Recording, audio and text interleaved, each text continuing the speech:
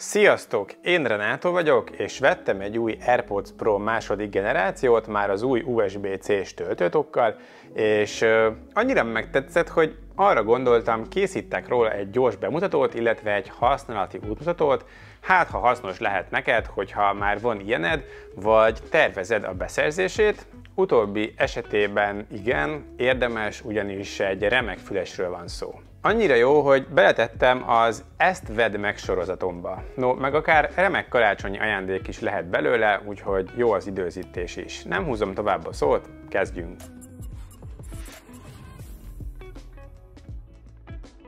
Szóval ez nem egy teljes teszt lesz, abból úgyis van egy rakat, inkább egy ilyen gyors bemutató videó és használati tippek. Nézzük a kicsomagolást. A doboz kinyitása után némi papírmunka fogad, és egy összehajtogatott használati utasítás, ami hasznos infókkal tud szolgálni a használat terén. Alatta a töltőtok és maga a fülesek vannak, ide majd visszatérünk. A kis fülecskét megfogva még egy szinttel beljebb kerülünk, itt a pótfüldogok vannak, XS, S és L-es méretekben, az MS a legtöbb ember számára jó variáns, az magán az AirPods-on van gyárilag, de hogyha nem jó az illeszkedés, csak le kell húzni róla, és mehet rá bármelyik ezek közül. Legalul a dobozban a töltőkábel található, ami most már az iPhone 15 szériánál megismert új, minőségi szőtt kábel, mindkét végén USB-C véggel. A töltőtokot miután megszabadítjuk a csomagolástól, láthatjuk, hogy az elején van egy kis LED, a hátlapon némi kötelező gravír, valamint egy gomb, az egyik oldalán egy akasztó, alul pedig az USB-C port, valamint hangszórók és még egy LED. A beállítás pofon egyszerű, ennél egyszerűbb nem is lehetne, hogyha kinyitjuk a tokot, és mellette van egy iPhone, az egyből felismeri, és már kapcsolódhatunk is hozzá. Ezután egyből egy kis tutoriál jön, ahol végigvezet a telefon a funkciókon. Először bemutatja, hogyan kell a médiát és a hívásokat vezérelni, majd a hangerő beállítás mutatja meg, hogy hol kell simogatni a fülest, ezután a zajkezelési módról van szó, ahol a módváltáshoz csak össze kell csípni a fülhallgatót, itt a teljes zajkioltás és a transzparencia mód között lehet váltani ezzel a módszerrel. Ezután megmutatja, hol érhetők el a további beállítások, valamint a Siri funkciókról is szó van, a hívásokat és az értesítéseket a Sirihez is lehet kapcsolni. Ezután jön a személyre szabott térhangzás, ami egy elég király funkció, és ez csak az Apple Music-kal érhető el. Ez egy nagyon érdekes dolog, itt még a fül formája is szerepet játszik benne, ezért a telefon megkéri, hogy szkenneld be a kameráival a füleid, ezek után az algoritmus még jobb hangzást tud biztosítani a te fülformád alapján. Hogyha ezzel kész vagy, még mindig vannak további beállítási tippek, például az adaptív hangerőt is leírja, ami a külső zajok alapján állítja be a hangerőt, vagy a beszéd átengedést, hogyha zajkioltás funkción vagy, de te elkezdesz beszélni, akkor szinte nullára csökkenti a hallgatott tartalom hangerejét, így hallod a beszélgetést, miközben a füledben van az AirPods. Ezeket a funkciókat itt egyből megmutatja a telefon, megmutatja, hogyan kell használni. Ezután a szokásos kapcsolódási grafika látszik, ahol írja, hogy mennyi a fülesnek és a toknak az akkuszintje. Mivel ennyi volt és kész is az első beállítás, innentől kezdve, hogyha bármikor felnyitod az AirPods tokot, azonnal csatlakozik az Apple ID-ben található eszközeidhez, hogyha azok hatósugaron belül vannak. Mi a különbség a Lightning-es AirPods Pro 2-höz képest? Kettő a dolog. Az egyik a töltőport, ugye nyilván Lightning helyett USB-C, ez a fő és az egyetlen hardveres különbség. A másik az meg szoftveres. Csak az USB-C-s változat tud lossless, azaz veszteségmentes hangzást, de csak Apple Vision Pro-val csatlakoztatva. Eljej Tim, eljej Apple. Inkább nem mondok semmit, tehát tud valamit, amit szoftveresen mégis korlátoznak. Csak a szokásos. Na de, hogyan szól? Hát ezt ugye nyilván nem tudom átadni nektek, de azt kell, hogy mondjam, hogy nagyon jól. Zenében nekem nagyon magasak az elvárásaim, nem vagyok egy audiofil, de nagyon szeretem a minőségi hangzást, és hogyha valami gagyin szól, az bántja a fülem. Az AirPods Pro 2 az eszméletlen tisztán szól, és ahhoz képest, hogy milyen mini, basszusa is van, na meg iPhone-nal együttműködve rengeteg funkciót is tud, amit mások nem. Hogyha hangminőségről van szó, fülhallgatók között biztos, hogy a top 3 között van. A Galaxy Buds Plus és a Sony VF1000XM5 tud hasonló hangzást, de hogy melyik a jobb, azt nyilván úgy tudnám, hogyha egymás mellett lenne mindegyik. Ezeket viszont én régebben próbáltam. Azt tudni, hogy ez a 3 a top, viszont iPhone-nal az AirPods működik a legjobban együtt, Apple Music-kal együtt pedig van térhatású zene is. Eszméletlen jó tényleg, higgyétek el, próbáljátok ki egyet. Természetesen nem olcsó, de legalább csökkent 10 000-rel a hivatalos listára, most már 125 000 helyett 115 000.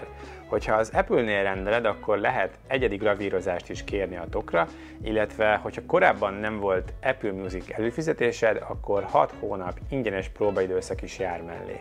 Hogyha fontos a hangminőség és a szolgáltatások, akkor ez top vétel. Az aksi körülbelül 5-6 órát bír ki egy töltéssel, a tokban pedig kb. Egy 25-30 óra van még, szóval egész napot bőven végig lehet vele hallgatni.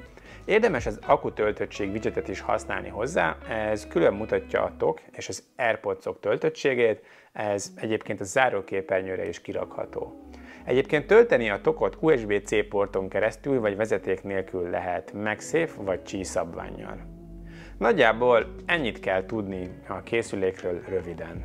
Most akkor mutatok pár funkciót és beállítási lehetőségeket, illetve gyakori kérdéseket. Először a vezérlőközpontosat. Itt a hangerő csúszkán látható az AirPods ikon, nyilván itt fel-lehúzva lehet a hangerőt állítani, ha pedig hosszan nyomjuk, akkor bejön pár zenehallgatási beállítás.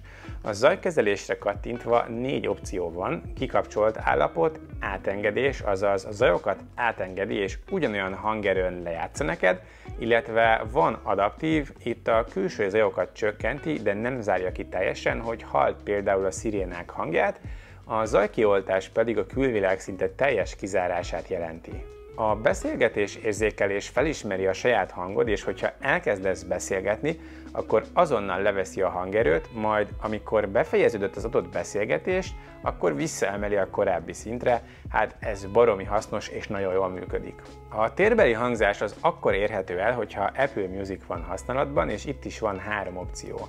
Kikapcsolt térbeli hangzás, rögzített, illetve fejkövetéses.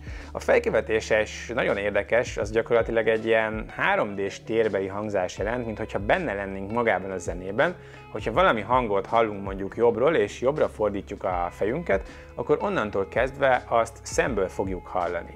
Ez egyébként FaceTime esetén is működik, és tényleg ez nagyon menő. Nézzük a gesztus vezérléseket és pár tippet, szóval a hangerőbeállítás. Az AirPods szárának az érzékelős részét kell simogatni felfele vagy le, így, és egyébként haptikus visszajelzése is van, úgyhogy nagyon jó. Hogyha az AirPods szárát összenyomjuk egyszer, azzal a médiát szünetelteti, vagy újraindítja azt. Hogyha duplán nyomjuk össze, akkor a következő számot indítja. Ha pedig triplán, akkor az előző szám lejátszását kezdi el újra. Ezeknek a gesztusoknak a sebessége személyre is szabható a beállításokban, érdemes ezt kipróbálgatni, hogy neked melyik a praktikusabb. Hogyha belemegyünk a beállításokba, akkor ott érhető el az AirPods összes beállítási lehetősége teljes részletességgel. Ezeken nem fogok átmenni, mert ezek egyszerűen értelmezhetők, inkább mutatok még pár funkciót, ami esetleg hasznos lehet. Először is kérdés szokott lenni, hogy hogyan kell frissíteni az új szoftver verzióra a tokot és az AirPods-ot. Röviden, sehogy. Ezt automatikusan csinálja. Általában azután, hogyha magas a töltöttsége és zenét hallgattál, vagy össze volt kapcsolva a telefonnal, és utána visszarakod a tokba. Ilyenkor magától frissít, nincsen vele teendő. Sokan nem tudják, hogy van egy hallásmód is, amit a vezérlőközpontról lehet elérni. Ezt a telefon beállításaiban hozzá kell adni a vezérlőközponthoz, alapból ez nincs ott. Itt van egy háttérhangok opció, ez azoknak szuper lehet, akik szeretnek valamilyen alapzajt, például csak úgy tudnak elaludni, vagy úgy jobban tudnak fókuszálni. Itt lehet például esőhangot, óceánhangot és még jó néhány egyéb hangeffektet választani, amit fixen bekapcsolhatsz. Ez háttérzajként fog funkcionálni, tehát folyamatosan megy a háttérben.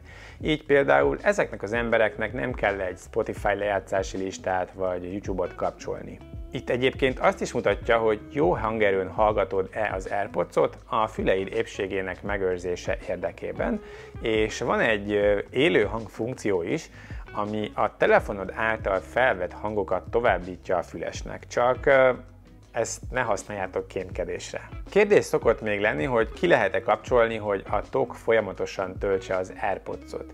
Sajnos nem, viszont van optimalizált akkutöltés, ami megtanulja a használati szokásokat, és csak 80%-ra tölti fel őket, hogyha sejti, hogy nem fogod használni, és teljesen csak akkor tölti, hogyha már valószínű lesz a használat. Az is gyakori kérdés, hogy Androiddal vagy Windows-zal is működik-e. Persze, természetesen, csak annyi, hogy akkor egy csomó funkcióról le kell mondani. Android eszközzel úgy kell párosítani, hogy a tokon levő gombot nyomod körülbelül 5 másodpercig, amíg itt a fehér LED el nem kezd villogni, így párosítás módba lép, és az Android eszközödön megtalálod a Bluetooth beállításokban az AirPods-ot, rákoppintasz, és már kész is, csatlakoztatva is van. Kérdezni szokták még, hogy lehet-e hangszínt szabályozni. Sajnos nem lehet. Egyedül az Apple Musicnél van egy hangszínszabályozó, ezzel ugye némileg lehet a hangzásvilágot módosítani, de ez ugye nem az AirPods hangzását változtatja, hanem magáét, a zeneforrásét. A másik kérdés, hogy mit kell csinálni, hogyha nem találod az AirPodjait. Lokátor, és itt egyrészt lehet hangot lejátszani, ami a tok hangszóróján keresztül szól, vagy a keresés gombot megnyomva oda vezet hozzá az Ultra Wideband chip segítségével. Ez a funkció akkor is működik, hogyha nincsenek a tokban, ugyanis külön-külön is megtalálja a füleseket. Egyébként, hogy nehezebben hagyd el, be lehet kapcsolni azt is, hogy értesítsen, hogyha valahol otthagytad véletlenül, és itt természetesen a saját otthonodat is ki lehet zárni, így nem szól minden egyes alkalommal, hogyha elmész otthonról az AirPods nélkül, de hogyha mondjuk a munkahelyeden hagyod, akkor már is értesíteni fog a lokátor a telefonodon keresztül. Ha pedig elveszett vagy ellopták, akkor a megjelölés elveszettként gombot kell nyomni, ilyenkor teljesen lezár a füles, más nem fogja tudni használni. Ha pedig eladnád, akkor ugyanitt el kell távolítani az eszközt a lokátorból, ez az első lépés, majd bele kell menni az AirPods beállításaiba, ott a legalsó, az eszköz elfelejtése opcióra kell nyomni. Ezután ki kell nyitni a töltőtokot, és a hátulján levő gombot hosszan kell nyomni jó néhány másodpercig, amíg ez a LED narancssárgán nem kezd el villogni. Hogyha a LED fehérre váltott, teljesen gyári állapotba állítottad az AirPods-ot, és így már eladható vagy elajándékozható. Nagyjából ezeket gondoltam összeszedni, de hogyha van még bármilyen kérdésetek erről a termékről, kommentben várom, és mindenkiét meg fogom válaszolni. Ha hasznosnak találtad a videót, akkor kérlek dobj rá egy lájkot, és iratkozz fel a csatornámra, hogyha érdekelnek még a tech tartalmak. Köszönöm szépen a figyelmet, sziasztok!